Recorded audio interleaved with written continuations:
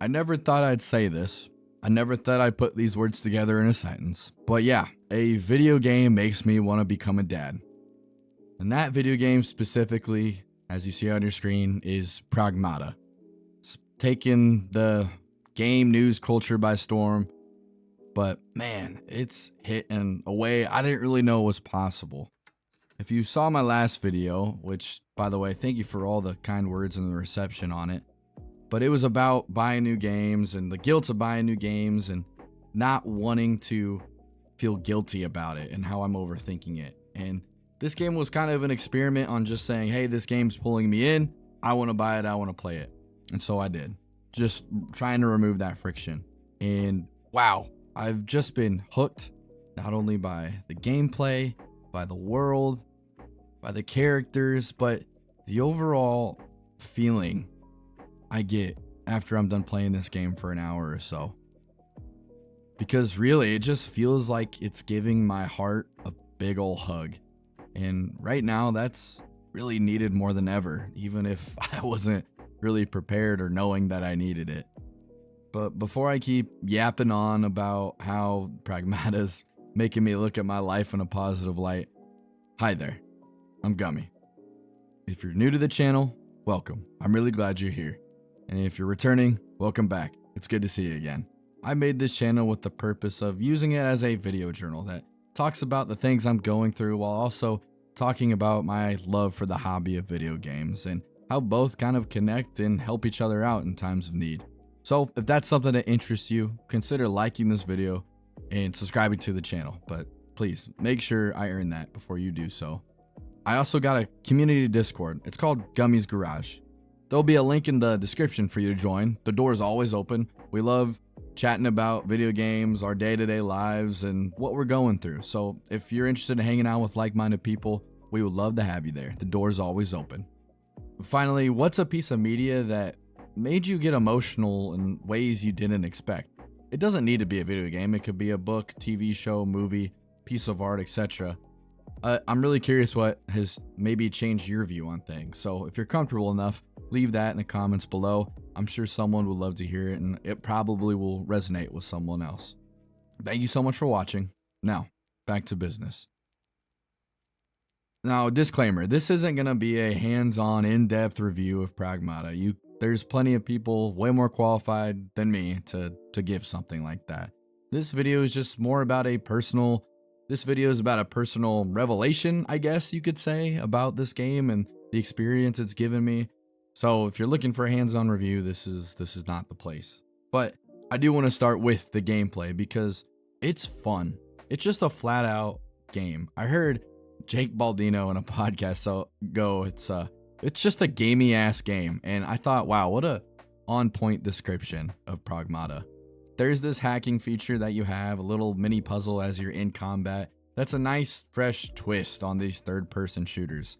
And speaking of this third-person enjoyment, it really gives me that feeling of booting up a third-person game back on my PlayStation 2 days. I know it's a far stretch, but the movement and everything else in between that's keeping me grounded in this game reminds me a little bit of Sly Cooper, or at least that's what the feeling it gives me. I know I'm not really connecting two similar dots there, but for me personally, that's kind of what I think of when I start booting up this game. Not only is this game fun, there is a little bit of a challenge to it. There's no Dark Souls wall that you keep running into repeatedly, but it's also not mind-numbingly fun. Like it's like, okay, once I get there, I'm goated, I'm OP. That's not the case. It keeps me on my toes, it keeps me engaged, and the pacing's good. I'm only about 4 hours in, but I can tell I'm really gonna savor my time with this one, no doubt.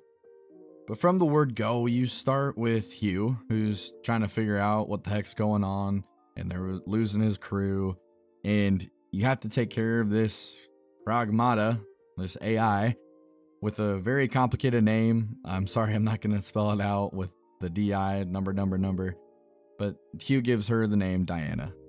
And from that word go, you are very intrigued by why she's there. And through that why, you start to learn more about her, and you learn more about Hugh, and you care for the characters pretty early on, and I give my hats off to Capcom. It didn't feel like oh, I gotta care about these people. It's, oh, I want to care about these two characters. And they've done it in such a way that feels genuine. It's not stuffing dialogue in your throat. It's not saying, hey, read this to get this piece of data to help build world context. It's not very point blank cutscenes. It's just good writing. You learn about Diana after Hugh asks questions, and Diana sends those questions back, and you learn about Hugh. And through the world, you're able to go, okay, I see why Hugh values this, and I see why Diana's asking about these things. There's that care that they share for each other, and it keeps growing and growing and getting stronger. And that's going back to the statement I said earlier, giving my heart a big old hug.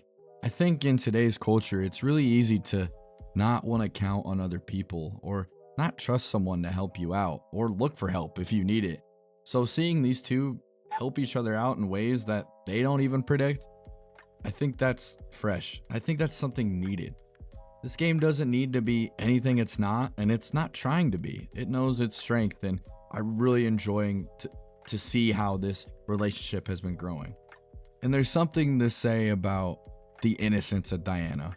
We get it. Generative AI needs our data to learn things. So when we look at this game, it's like, oh, it's just an AI learning data points. But once you get off the, analytical stool, the analytical high horse, you really see that Diana's asking these questions because she's curious.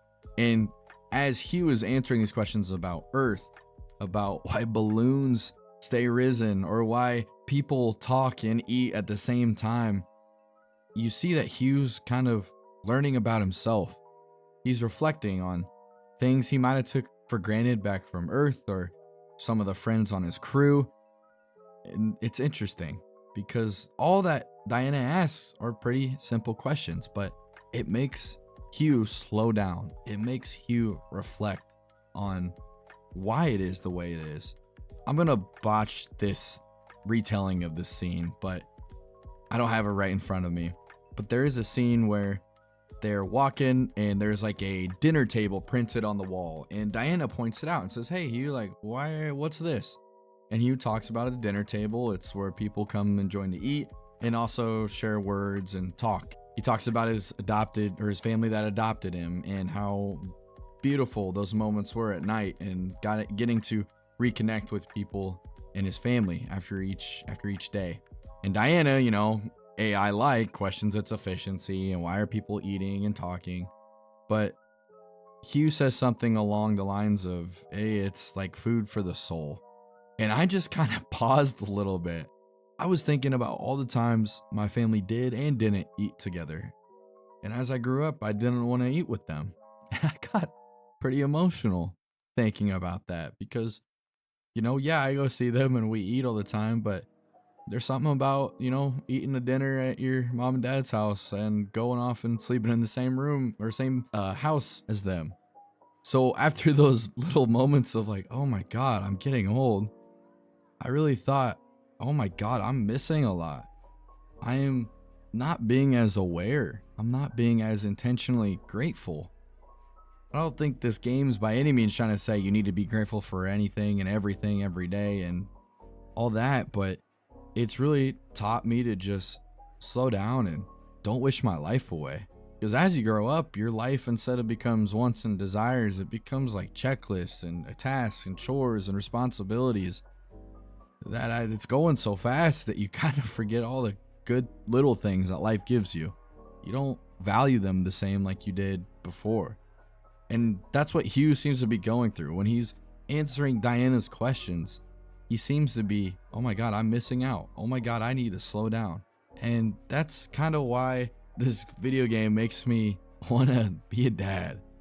If my fiance and I are lucky enough to have children down the road, I really do think that that's the role I'm made for. That's the role I aspire to be, as a father. And seeing that it's not always going to be sunshine and roses, but I'm not also going to be fighting AI robots to save my child. Hopefully not. Maybe with the AI landscape nowadays, I could be. But there's something about this relationship between these two that makes me really excited for fatherhood. I want to give the perspective of a positive, a warm, and safe world to the children that I have. I want to be able to teach them how things pass by really quick and nothing's very permanent. In hopes that they savor those moments that are fleeting, in hopes that they savor the time spent with loved ones. Because my parents did, but there's times where I really wish I got that more. Because it sucks being, I'm only 27, but it sucks being here and just thinking, man, I missed out on some things, or I didn't appreciate those things. And I don't want my kids to feel that way either. They're gonna feel loss. They're gonna feel this and that. But at least they're gonna be a little bit more mindful, I like to think. And then the curiosity. Diana's curiosity is something we should all apply, regardless of being a parent or being a child yourself. We lose that curiosity. We lose questioning why. We lose that innocence in a sense. Wow, that was said really awkwardly. Sorry about that, but I feel if we approach our hobbies with that innocence, like, why does this happen? Or I want to do this. I want to do that. Instead of thinking, well, how can I optimize this? Or how can I optimize that? Is this efficient enough, right? I think those moments of Diana seeing that not everything needs to be efficient, not everything needs to be explained or analyzed, is a direct comment on how we as a species and as we grow up need to quit doing that, because we're missing a lot. We miss out on a lot. And like I said, I'm only a third of the way through this game, and I've had just some really big emotional thoughts after playing, and they're positive. Yeah, it stings to reflect on moments that you missed out on, or it stings to feel the withdrawal after that big nostalgia trip, but it makes you really grounded in this moment. I've noticed since I've been playing throughout the last week or two that I am just a bit more aware. I'm going out of my way to notice things more, to take that moment in, because that's what I think Pragmata is trying to tell us in a way, is no matter the time you're in, no matter the danger, severity, or situation, there's time to reflect on the good things. There's time to enjoy someone's company just for the sake of enjoying it. There's time to be curious, no matter how time crunched we may feel. And that's just downright beautiful. And all my flowers are going to Capcom. I'm really excited to see how other people experience this game. I'm not saying it has to be a huge life-breaking experience. That's not what I'm saying, but man, video games are badass when they not only are fun, but they make you feel something. I'm very grateful for Pragmata, and I'm very grateful for this experience that it's given me and the emotional lessons it's been feeding to me as I keep playing. So thank you, Capcom. Really, I appreciate it. Whew, okay, thank you so much if you're still here at this point in the video. I know I rambled on, but man, there are some times I was about to choke up. I don't know if you heard those at all, but really, thank you for being here. You're a real one. I do appreciate it. I hope you give this game a try if you've been thinking about it. Please do. I highly recommend. I can't thank you enough for your time. It really does mean the world to me. If there was some food for thought or some things for you to chew on, please consider liking this video and subscribing for more content just like this. I would really, really appreciate that. And then before I go, I'll ask one more question. What are you going to try to notice more in your life this upcoming week? What's something you're going to try to slow down with a little bit? I think let this be that sign to just slow down a tick and look around you. What's something you could be grateful for? Don't forget to join the Discord. The link's in the description. Door's always open for you. Would love to see you there.